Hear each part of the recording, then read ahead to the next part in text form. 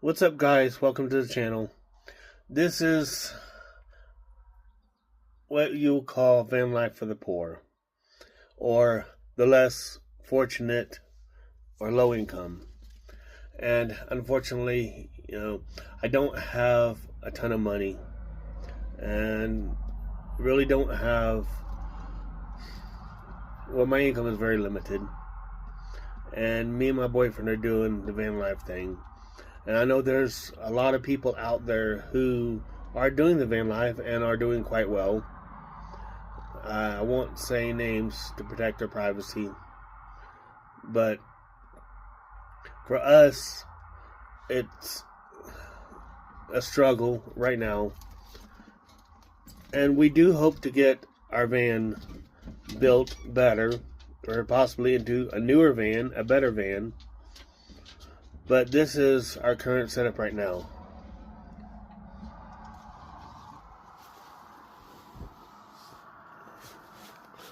That is the bed I built. I built it myself from lumber I sourced at Home Depot and fit it in here, and it's been doing pretty good. And I raised it up enough to where I can store some totes from Walmart underneath it, and whatever else we needed to, like a little storage space area underneath. And then if we needed to store anything extra on top, of course we have to move it off every time we go to sleep, and then stack it back on. But hopefully, said this, it's just a bare minimum. It's nothing fancy. It's an old van. It's a 92 Dodge B350. And it does have a fair amount of issues. I've been working on it every chance I get, every time I can afford it. But this is just, like the very, what you call minimalist, basic setup for people who can't afford a luxury high-end camper van or a storyteller van or a Mercedes Sprinter or one of those high-top vans. But I don't think you really need all that stuff. I mean, if you can afford it, yes, it's nice, and it definitely makes camping a lot more easy, a lot more convenient.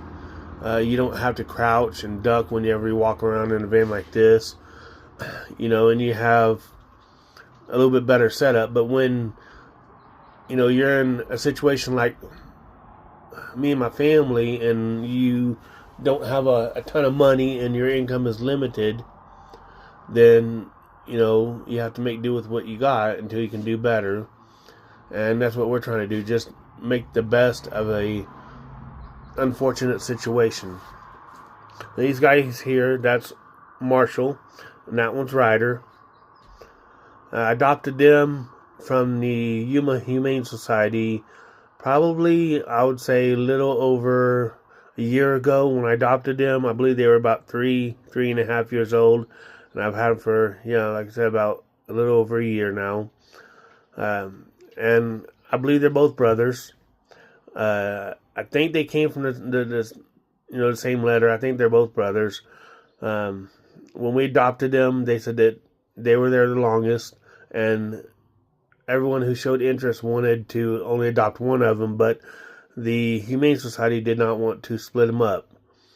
And at that time, I recently lost my wolf husky, Shadow, whom I've had for about 17 and a half years.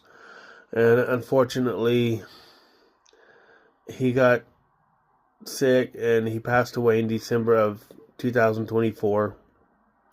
And I think I went to just to look, no intention of adopting. Probably a few months later on down the road, and something clicked, something told me, when I seen these guys and I heard their story, that's when I decided to adopt them. I was lost at that time, and just experiencing the loss of a pet who I formed a really close bond with. I adopted these guys, and their original name was T and Tay. And I decided to rename them Marshall from the Dalmatian pup on Paw Patrol, and Ryder from the leader, the boy on Paw Patrol. And I've had them, and they're definitely a handful, but I've raised Huskies, for as long as I can remember, and I wouldn't have it any other way. They're my best friend, and they definitely keep me happy, and they're definitely my emotional support, and I love these guys so much. But anyway, let me show you the outside of the van. And this is the outside here. Like I said, it's nothing special, but I was given this van by a friend of a friend. At the time, I just recently lost my job, and I was living in Yuma at the Quashon Indian Reservation, and when I adopted these guys, it was getting so hot, and I was struggling, and like I said, I just recently lost my job, and the guy wanted to help me out, and he was so kind, and I was so fortunate to be able to acquire this van to him. And I'm so thankful and so grateful, because this gave us a place to live. So guys, this is the outside of the van, and I'll give you a quick tour of it.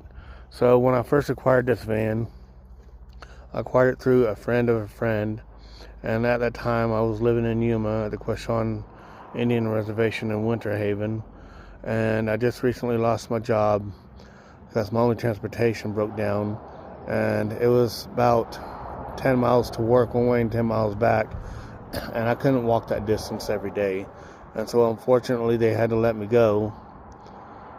And that's when I was living in a trailer I had purchased earlier that year, and it was basically dry camp on the reservation, no utilities, or whatever utilities was up to me to get.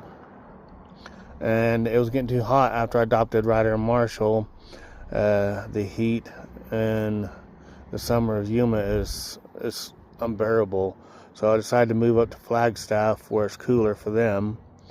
And so I had to sell my trailer, and I didn't have any transportation, so like I said, my friend knew a friend who had several vehicles, and he ended up giving me this van for me and the boys. And now me and Ryder Marshall and my boyfriend live in the van, and we've been doing this for about a year or so. Like I said, it's just an old van.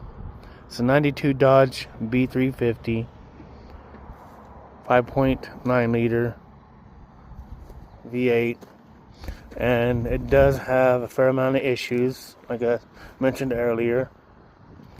I've done a ton of work to it. I've done rear drums and brake shoes. I've done, repacked the wheel bearings. I've done the cooling system. I replaced the radiator, the hoses, the belts, the thermostat housing, the spark plug, wires, the ignition coil, the battery, the starter, the alternator, starter relay, tires. Done a lot of work to it, It's running, but like I said, it has transmission issues. When I first got it, it would hang up between first and second, and then it would go from first and then to second when I get to about maybe 40, 45, maybe 50 miles an hour sometimes. And then, second would kick in, but it would be a hard shift.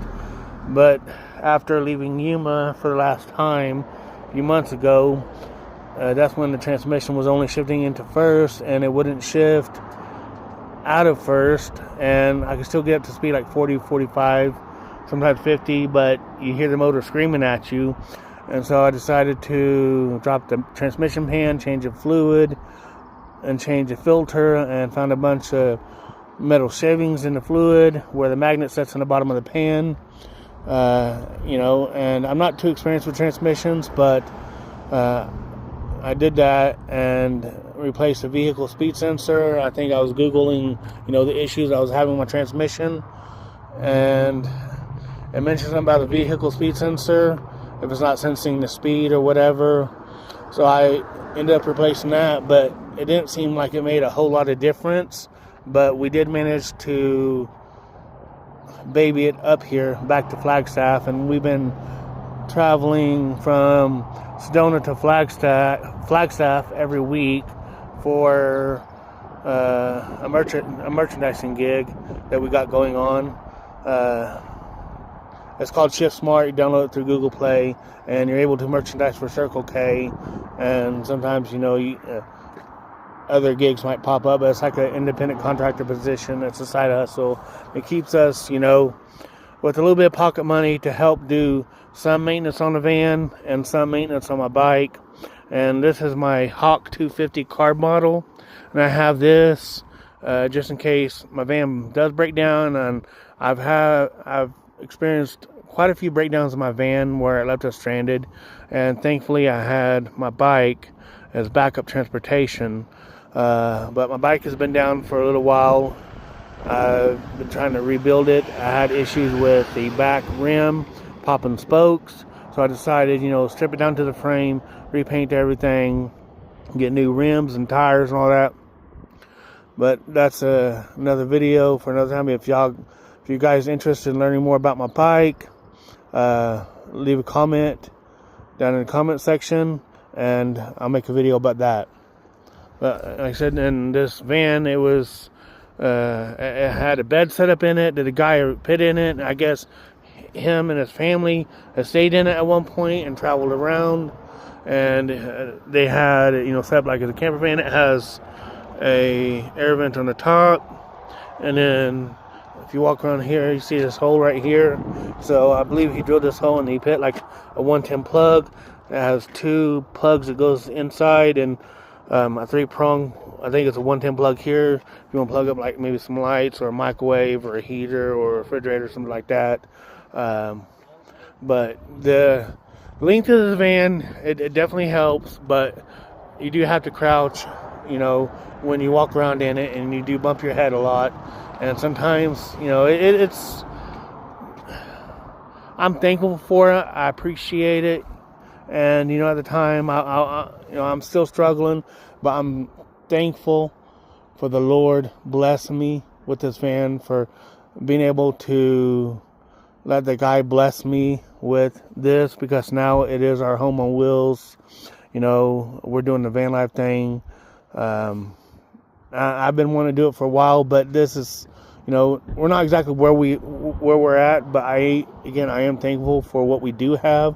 I'm thankful for the family that I have. I'm grateful for the Lord blessing us every day, being able to guide us and to help us get back up on our feet. It is a long process. We may not have everything we want. We may not have, all of the fancy things, that we want. But, that's where you got to appreciate the small things. Appreciate being able to be free and, be able to live the van life and just explore this amazing world, this beautiful earth that God created for all of us, And again, I'm thankful for, even having this, and if it wasn't for that guy blessing me, I wouldn't have, this van to stay in. But this is our current setup right now.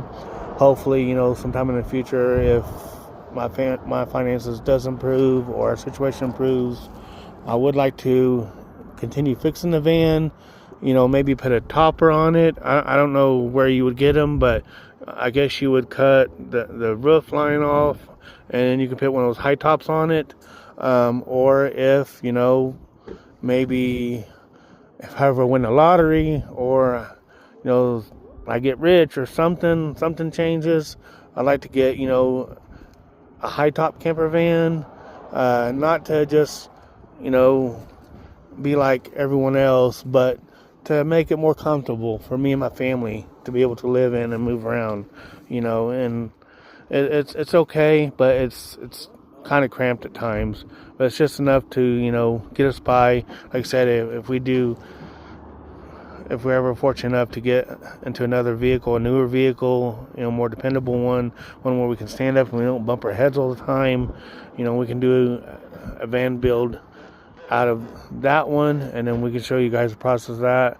I've been doing handyman, home remodel, and construction for about 35 plus years with my dad. My dad taught me everything, so I'm sure I could handle all the projects on that, and I definitely look forward into it. But if you guys want to know more about the van, and if you like this video, consider subscribing, smash the like button, and drop a comment down in the comment section below and let me know what you think about it, because I'm all new to this. It's still a new experience to me, and hopefully, I definitely look forward to creating more videos for y'all to enjoy, for y'all to watch.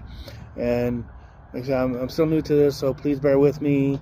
As I learn the ins and outs and learn the ropes, and from watching other YouTubers do this kind of van life thing. I appreciate your patience, and thank you for watching.